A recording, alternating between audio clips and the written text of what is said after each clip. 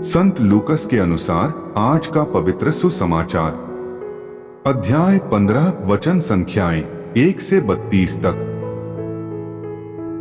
ईसा का उपदेश सुनने के लिए नाकेदार और पापी उनके पास आया करते थे। फरीसी और शास्त्री यह कहते हुए भुनभुनाते थे, यह मनुष्य पापियों का स्वागत करता है और उनके साथ खाता पीता है। इस पर ईसा ने उनको यह दृष्टांत सुनाया, यदि तुम्हारे 100 भेड़ें हों और उनमें एक भी भटक जाए, तो तुम लोगों में कौन ऐसा होगा जो 99 भेड़ों को निर्जन प्रदेश में छोड़कर न जाए और उस भटकी हुई को तब तक न खोजता रहे जब तक वह उसे नहीं पाए। पाने पर वह आनंदित होकर उसे अपने कंधों पर रख लेता है और घर आकर अपने मित्रों और पड़ोसियों को बुलाता है और उनसे कहता है, मेरे साथ आनंद मनाओ, क्योंकि मैंने अपनी भटकी हुई भेड़ को पा लिया है। मैं तुमसे कहता हूँ, इसी प्रकार 99 धर्मियों की अपेक्षा, जिन्हें पश्चाताप की आवश्यकता नहीं है, एक पश्चातापी पापी के लिए स्वर्ग में अधिक आनंद मनाया जाएगा। अथवा कौन ऐसी स्त्री होगी जिसके पास 10 सिक्के हों और उनमें एक भी खो जाए, तो बत्ती जलाकर और घर बुहार कर सावधानी से तब तक न खोजती रहे जब तक वह उसे नहीं पाए। पाने पर वह अपनी सखियों और पड़ोसिनों को बुलाकर कहती है, मेरे साथ आनंद मनाओ, क्योंकि मैंने जो सिक्का खोया था उसे पा लिया है। मैं तुमसे कहता हूँ, इसी प्रकार ईश्वर के दूत एक पश्चातापी पापी के लिए आनंद मनाते हैं। ईसा ने कहा, किसी मनुष्य के 2 पुत्र थे। छोटे ने अपने पिता से कहा, पिताजी, संपत्ति का जो भाग मेरा है मुझे दे दीजिए, और पिता ने उनमें अपनी संपत्ति बांट दी। थोड़े ही दिनों बाद छोटा बेटा अपनी समस्त संपत्ति एकत्र कर किसी दूर देश चला गया और वहां उसने भोग विलास में अपनी संपत्ति उड़ा दी। जब वह सब कुछ खर्च कर चुका तो उस देश में भारी अकाल पड़ा और उसकी हालत तंग हो गई। इसलिए वह उस देश के एक निवासी का नौकर बन गया, जिसने उसे अपने खेतों में सूअर चराने भेजा।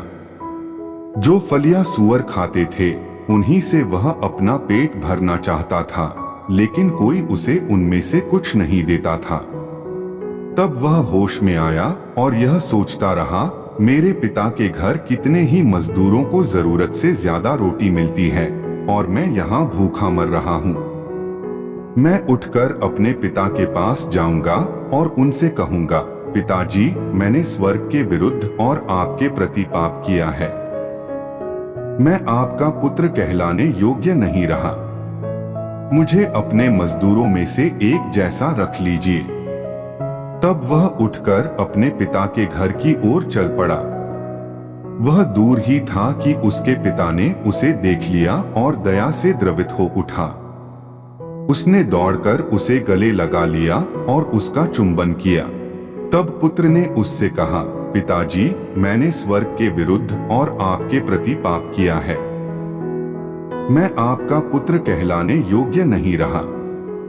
परंतु पिता ने अपने नौकरों से कहा, जल्दी अच्छे से अच्छे कपड़े लाकर इसको पहनाओ और इसकी उंगली में अंगूठी और इसके पैरों में जूते पहना दो। मोटा बछड़ा भी लाकर मारो। हम खाए और आनंद मनाएं, क्योंकि मेरा यह बेटा मर गया था और फिर जी गया है, यह खो गया था और फिर मिल गया है।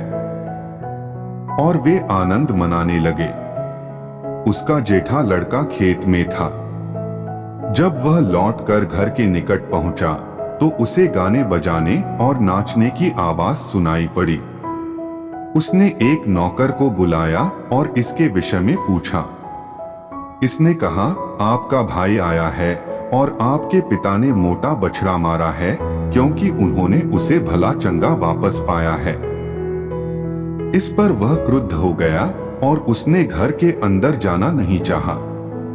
तब उसका पिता उसे मनाने के लिए बाहर आया, परंतु उसने अपने पिता को उत्तर दिया, देखिए, मैं इतने बरसों से आपकी सेवा करता आया हूँ। मैंने कभी आपकी आज्ञा का उल्लंघन नहीं किया। फिर भी आपने कभी मुझे बकरी का बच्चा तक नहीं दिया ताकि मैं अपने मित्रों के साथ आनंद मनाऊं।